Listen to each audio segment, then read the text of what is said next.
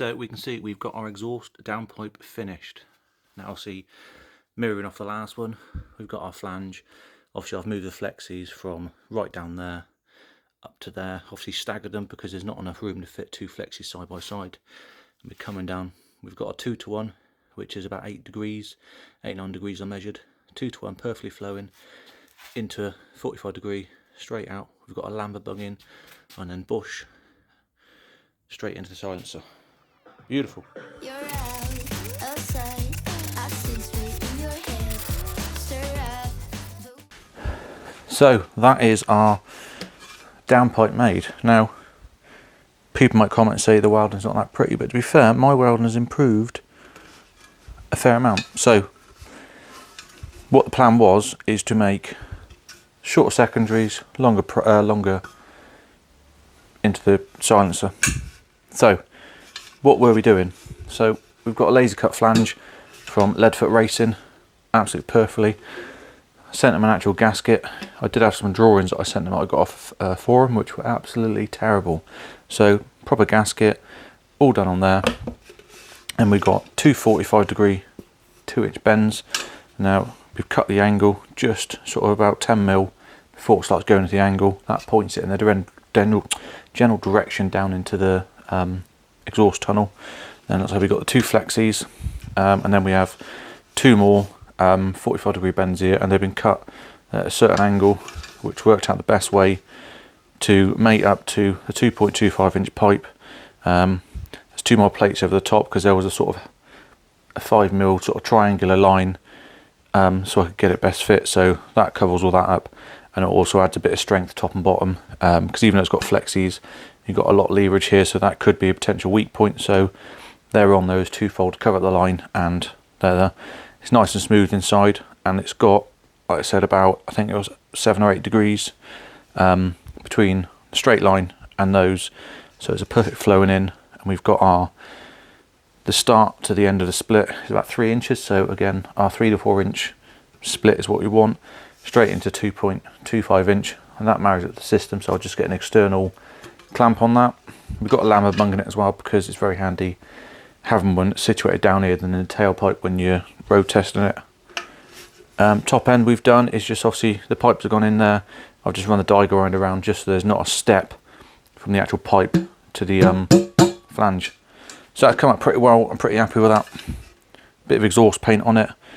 I'm not going to go mad with the weld making it all shiny and clean because it sits under a car. And the welding lasts on that one. There's no signs of any cracking or anything like that. So this is much better. Obviously I've shown you the pictures of with it softened around. So all we can do is get this bolted on the car, nice and solid.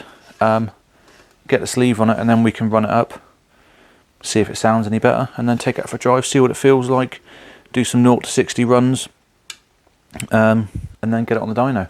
So let's get it fitted up, and I'll crawl back under the car for the umpteenth time, and I'll show you a picture when it's all fitted on. So we are under the car. Obviously it's on stand, so we're crawling in and out of this every time. Bit of rust coming on these, surface rust, which slightly annoys me because it wasn't that many years ago I done all this, but this isn't a show queen. It gets used. That'll just be a brush off, and I'll stone chip it, or I'll stone chip the front. Anyway, exhaust, so here we are, the exhaust going down, and then that's the rest of the track slag, which is obviously not on the rub at the moment, so you can't see too well, but once that's got a sleeve on it, that's perfectly in line there. Loads of room for the lumber, and more importantly, we've got plenty of room on the gear selector and the steering box up there. There we go. Mainly it fits because the other one was hitting literally on the steering rack, where now we've got a good 10 mil clearance, and that's right where the flexes are. So where the flexes are, that's the flexes aren't going to move. It's only sort of the longer section that's going to move and knock things, if that makes sense. So that's cool. So we'll wait for that sleeve to turn up. We get that bolted on, do the lamber bolt up, and then double check it, and then we'll sit it on the floor, start her up, and then see if it sounds any different. But mainly it's not going to knock, and that should give us the optimal flow we've got from the primaries into the secondaries, and yeah, about 26. About there. Down to the track slag box. Again, once it's all plonked up on there and lined up, hangs down lovely. So if I hold that, that's going to be a sleeve. Not knocking anything, which is the worst when it knocks these sleeves. So there we go. So I'll catch you in a bit when the sleeve's here and we can start it up.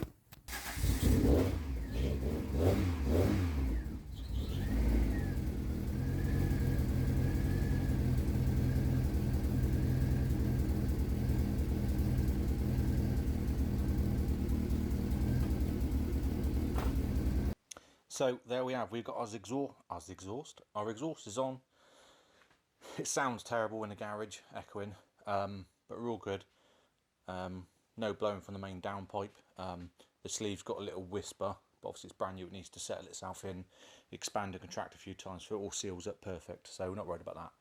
So we'll get it out for a drive in the next video, see what it pulls like, see if I can feel any difference from the off, get some 0-60 runs, because that'll be our first indication of, you know, is there any gain, sort of thing, and then we'll head to the dyno at some point. Probably in that next video I'll do 0-60 and dyno at the end, to see if we made any more power or shifted the power, blah blah blah. So thanks for sticking by me at the moment. So I've got my little paper jog down here. So our ABF manifold, it is what it is, we can't change that and I'm not going to.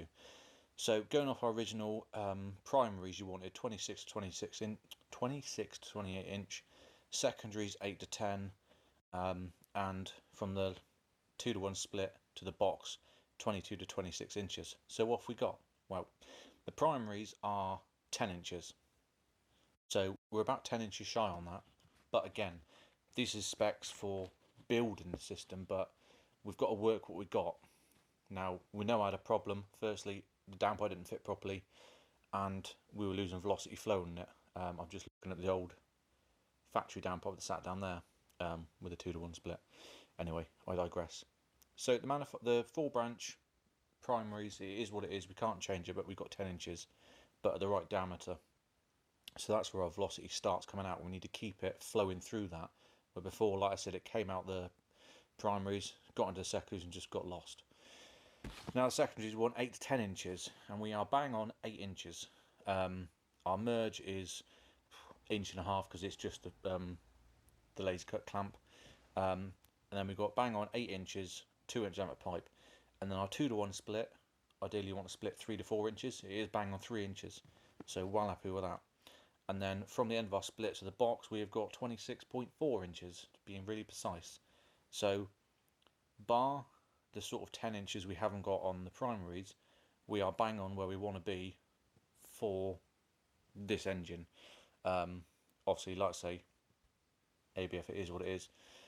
I've probably said that 3 times now, but that's the system, so happy with that. So I digressed a few times, as I always do, but bit of a conclusion. Downpipe wasn't fitting, it was the wrong diameter. I want to rebuild it to make it fit properly, firstly, because I don't want exhausts knocking, because it's horrible when the exhaust knocks. We've done that. We re-put the flexes in a more suitable place where they should be from the factory, closer to the flange. We've done that. Primary is what it is, secondaries, we've got those. Small diameter pipe to keep that velocity through the system, split it in there, then we've got a nice big distance for all that air to settle itself down and go through the box and hoof out the back, sounding awesome. So thanks for watching. If you haven't already, you know, like the video, click subscribe, loads of stuff going on. If you want to support the channel, obviously links in the description. Leadfoot Racing, who sorted out my laser cut flanges, I'll put them in the description. You want to see some of the stuff they're doing, mental. Chris is a really nice guy as well. They're the company I actually bought that car from when it was a driving. I did drive, it drove, sort of stopped, did change gear, but where it all started from. Chris is a really nice bloke, and probably clued up on all this sort of stuff, and some of the things he's built, mental. Anyway, so I'll stop jabbering. Thanks for watching again, and I'll see you in the next one, which will be 0-60 and dyno, probably in a month or two's time, and in between them we'll get some other stuff out on the k-jet and k-jet and the rally car, hopefully. So see you in the next one. Bye.